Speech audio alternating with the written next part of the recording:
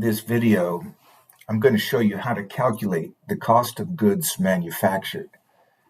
I'm going to show you some pretty lengthy schedules. But before we get into all of that, I want to start simple, and I want to review something that you should already know. On the left here, we have a T account for the inventory account, and every T account is a formula. The plus sign is on the debit side for inventory. That means the beginning and ending balances will be on the debit side. The most common reason to debit inventory is when we purchase inventory, and the most common reason to credit the inventory account is when we sell inventory. So that inventory T account is an equation with four variables. Every T account can be rewritten as a schedule. So on the right here, we have two variations of that same mathematical logic. Now, if I were producing PowerPoint presentation for non-accountants, I would show the logic in schedule form.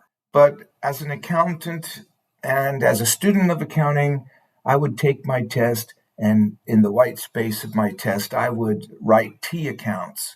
You'll see at the end of this video that it's more simple to think of all the math in T accounts. Here are two T accounts for inventory.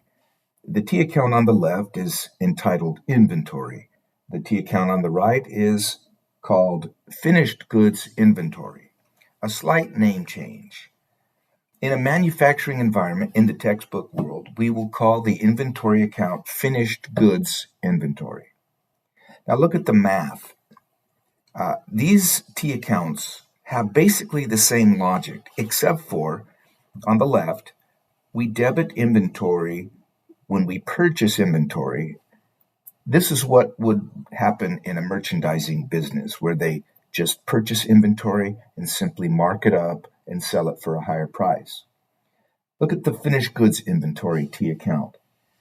The debit to that account is called cost of goods manufactured. In this video, I'm going to show you in great detail how to calculate the cost of goods manufactured. That number isn't a simple number because we're actually going to build something or manufacture something, and there's a lot of transactions and a lot of math that goes into calculating that number. This is what I'm talking about. The schedule of cost of goods manufactured is very busy, but look down at the bottom line. The bottom line of this schedule is $300,000. That is the number that fits into the finished goods inventory account. I want to talk a little bit about some of these line items on the schedule. Let's start with direct materials. You'll see up at the top, direct materials and direct labor. What does direct mean? Direct are those costs that are easily traceable to a product. So for example, if we're manufacturing automobiles, the cost of a windshield would be a direct material because we can easily and perfectly identify the cost of one windshield, and we could know exactly where that windshield ended up, on which vehicle. And direct labor, this is also something that we account for very easily and very, very accurately. So anybody who is installing the windshield on a vehicle, their labor would be recorded by the computer as being working on that task. So direct means that the numbers are very traceable and very reliable.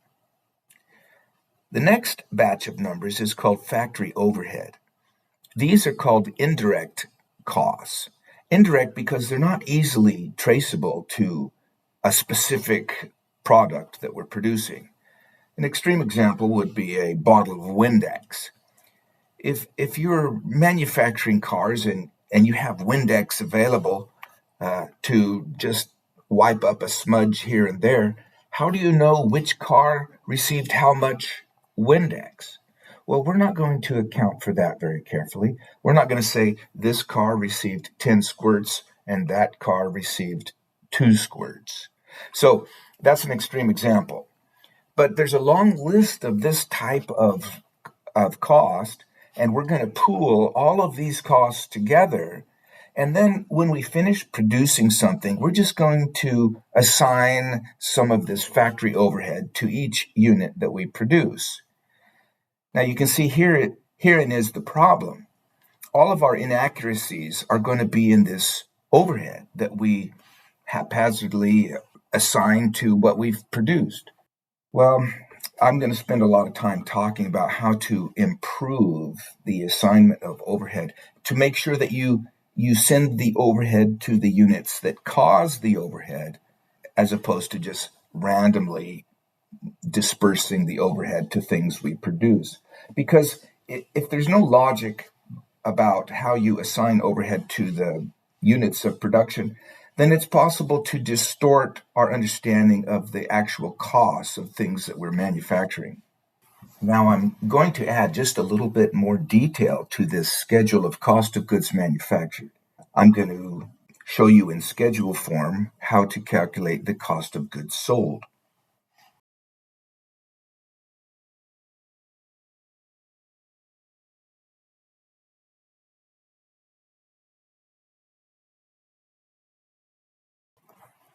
Next, I'm going to add just a little bit more detail and show how the cost of goods sold calculation fits into an income statement. If all of these schedules boggle your mind, I recommend that you just abandon the schedules and go to T account logic. There's 4 T accounts that you should be familiar with, and using these 4 T accounts, you can pretty much answer all the math textbook questions on this subject. In another video, I'll describe all the journal entries that put numbers into these accounts. Let's notice that in a manufacturing environment, there are 3 inventory accounts as opposed to 1 inventory account in a merchandising business. We have raw materials inventory, and we have work in process inventory, and we have finished goods inventory. Think of these as 3 distinct locations in a factory. Raw materials inventory is where we keep the materials before we start using them. The work in process area, think of that as an area where laborers are actually touching the product, and every day they requisition or request new materials be brought to their workstation.